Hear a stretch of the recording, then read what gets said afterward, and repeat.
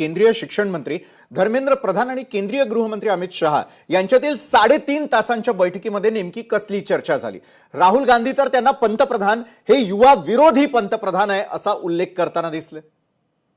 मी मगाशी हनुमंतरावांना तोच प्रश्न केला की राजस्थानमध्ये काँग्रेसचं सरकार आहे, 19 पैकी 19 परीक्षा झाल्या, त्यापैकी 17 ठिकाणी पेपर फुटले। तर मग ते काँग्रेसच्या मुख्यमंत्र्यांनी पेपर फोडले का?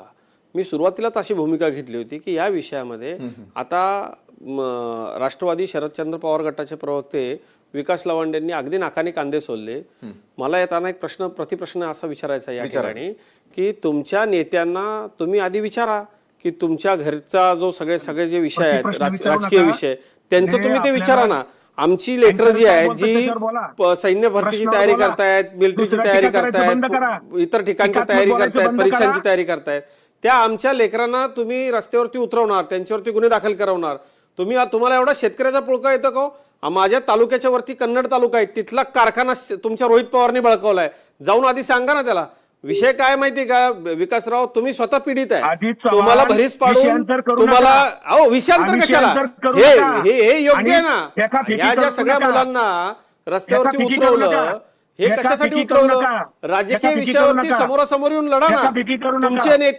तुमचे नेते पाहिजे तसे सोयरिका करणार, तुमच्या नेत्यांच्या हजारो कोटीच्या संपत्त्या आहेत त्या वाचवायला पाहिजे तसे ते पॉलिटिकल सगळ्यांची ऍडजस्टमेंट करणार, निवडणुका जिंकण्यासाठी पाहिजे ते करणार, आणि मग तुम्हाला इथं आंबेडकरवाद, शेतकरी, कामगार हे सगळं तुम्हाला सुचत असतं का? तुम्ही जेव्हा आम्हाला सांगता ना 4 बोटं तुमच्याकडे असतात, हे लक्षात ठेवा। गोरगरिबाची मुलं भडकवून रस्त्यावरती उतरवणं बंद करा।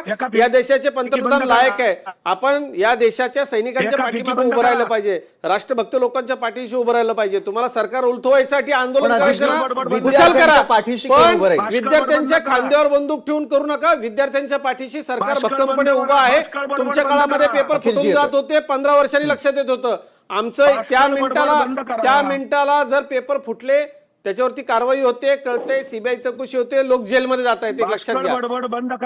बरं, पण जरा संसदीय भाषेत बोलायला, संसदीय भाषेत आपण चर्चा करूया। अजितजी, तुम्ही हनुमंत पवारांचं नाव घेतलेलं, हनुमंत पवार, मला विचारायचंय तुमच्या नेत्यांना नीट पेपर लीक मुळे किती विद्यार्थ्यांचं नुकसान आणि या नुकसानासाठी कारणीभूत कोण आहे?